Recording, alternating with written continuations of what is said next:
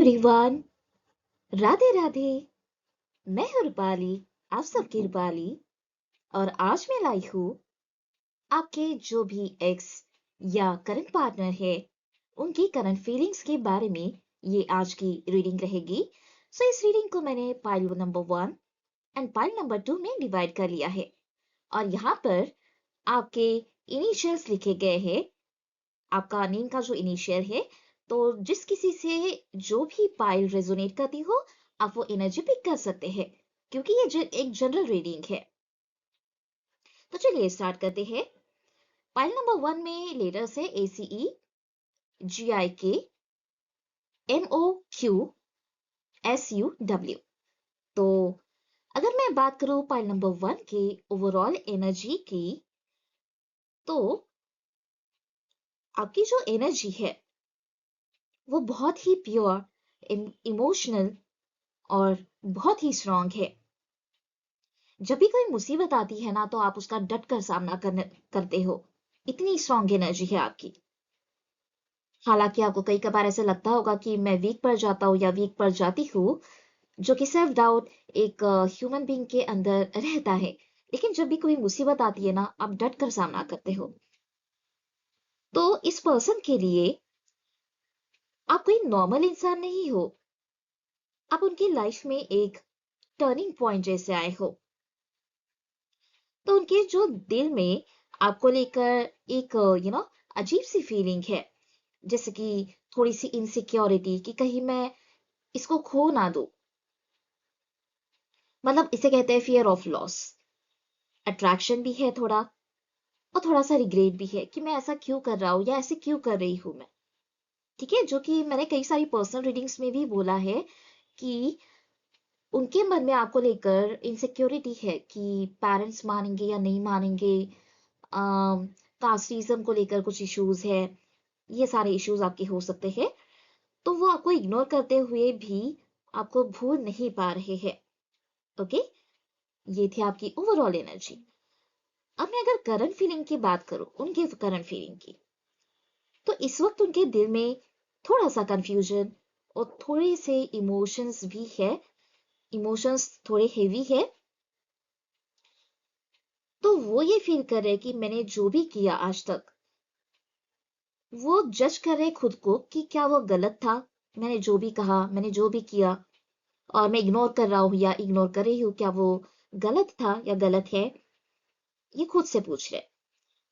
अगर मैंने उन्हें अप्रोच किया तो भी क्या वो मुझे अभी एक्सेप्ट करेंगे, क्या रिलेशनशिप पहले जैसी हो पाएगी। ये सब उनके दिमाग में थॉट्स चल रहे। और ये भी सोच रहे कि अगर मैंने लेट कर दिया तो कहीं मैं उन्हें परमानेंटली खो ना दूं, मतलब कोई और नया पर्सन ना आ जाए लाइफ में। ये भी एक इनसिक्योरिटी है। तो उनके जो इमोशंस है वो बहुत गहरे हैं, और इस वजह से ओवर थिंकिंग के चलते ये इमोशनली इनसिक्योर भी फील कर रहे हैं। लेकिन वो अपनी फीलिंग्स को दबा रहे हैं। ठीक है, इसलिए आपसे बात नहीं कर पा रहे। ये 60 to 70% एनर्जी रिजोनेट करेगी मेरे व्यूअर्स के लिए। तो वो आपको लेकिन सीक्रेटली मिस कर जरूर करते हैं, मिसिंग एनर्जी जरूर है। आपकी वॉइस हो, आपकी बातें याद करते हैं, आपके साथ बिताए हुए मोमेंट्स को याद करते हैं। ठीक है, इवन आपके कुछ मैसेजेस होंगे, उनको भी बारी बारी देखते रहते हैं, या फोटोज होंगे आपके, उसको देखते रहते हैं। और रात के टाइम या जब वो अकेले होते हो, तब आपकी जो यादें हैं वो बहुत हेवी हो जाती है उस टाइम पर उनके लिए। तो उनके दिल से ये मैसेज आ रहा है कि तुम मुझे समझ सकते थे, तुम मेरे लिए सेफ स्पेस थे, लेकिन मैंने तुम्हें लाइटली लिया उस वक्त। शायद मुझे और सोचना चाहिए था इस बारे में। तो वो मानते हैं कि आप इमोशनली मेच्योर हो, समझदार हो और जेन्युइन हो, लेकिन तब भी मैंने इनसिक्योरिटी के चलते ये सब किया। और उन्हें ये लगता है कि आप उनसे ज्यादा इमोशनली इवॉल्व हो। आप इजीली मैनिपुलेट नहीं होने वाले हो, और आप रिस्पेक्ट भी डिजर्व करते हो। कुछ लोगों को ये भी बोला गया होगा कि आप इमोशनली मूव ऑन हो जाओ, या मूव ऑन हो जाओ, ऐसे कहा गया होगा। तो इसलिए वो डरते हैं क्योंकि उनको पहले से पता है कि अगर आप एक बार मूव ऑन कर गए तो आप वापस नहीं मुड़ोगे। डर भी है, आपको भले ही बोलते होंगे कि मूव ऑन कर लो। यहाँ एक स्ट्रॉन्ग अट्रैक्शन भी दिखाई देता है। भले ही आपको बोलते होंगे मूव ऑन कर लो, वो आपको सिर्फ इमोशनली नहीं बल्कि रोमांटिकली और फिजिकली भी डिजायर रखते हैं आपके लिए। लेकिन वो अपनी फीलिंग्स को कंट्रोल में रखने की कोशिश करते हैं, क्योंकि उनको लगता है कि मैं अभी रेडी नहीं हूँ इस चीज के लिए। एक दूसरी चीज, जब भी आप किसी अपने मेल फ्रेंड या अपोजिट जेंडर से बात करते होंगे ना, तो जेलेसी भी होगी इनके अंदर। अगर कोई आपके करीब आए तो बहुत जेलेसी होती होगी, लेकिन बोलते नहीं होंगे वो, क्योंकि उनको दूर हटना है इनसिक्योरिटी के चलते। तो अभी आने वाले टाइम में क्या होगा इनके बारे में, अभी फ्यूचर में उनकी जो इमोशंस है वो और स्ट्रांग होगी आपके लिए, क्योंकि अभी आप नो कांटेक्ट में हो, या बीच बीच में ही बात होती होगी, तब भी इमोशन स्ट्रांग होगी कि डेली बात होनी चाहिए। वो क्लैरिटी फील करेंगे, आपसे बात करने की और ज्यादा अर्ज बढ़ाएंगे वो, मतलब और ज्यादा कोशिश करेंगे और ज्यादा एनर्जी लाएंगे अपने अंदर।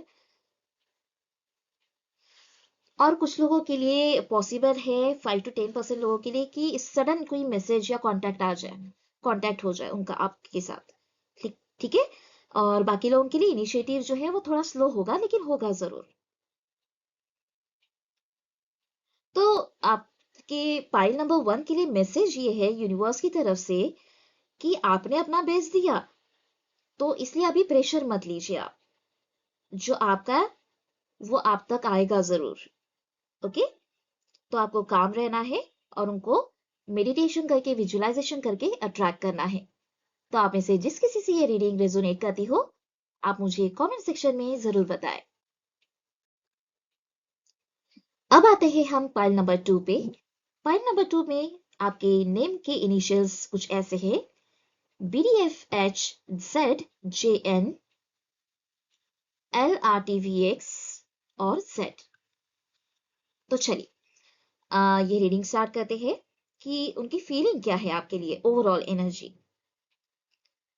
तो आपकी जो पर्सन है इमोशनली गार्डेड है। इमोशनली गार्डेड का मतलब है कि मेरे अंदर किसी ने झांक के नहीं देखना चाहिए कि मेरे दिल और दिमाग में क्या चल रहा है, किसी को कुछ नहीं बताना है मुझे। ऐसे भी लोग होते हैं। मतलब कुछ लोगों की ना सोच ऐसी होती कि मैं किसी को तकलीफ नहीं देना चाहता। और दूसरी चीज, इस चीज का भी डर लगा रहता है कि लोग क्या सोचेंगे कि मैं जो भी सोच रहा हूँ।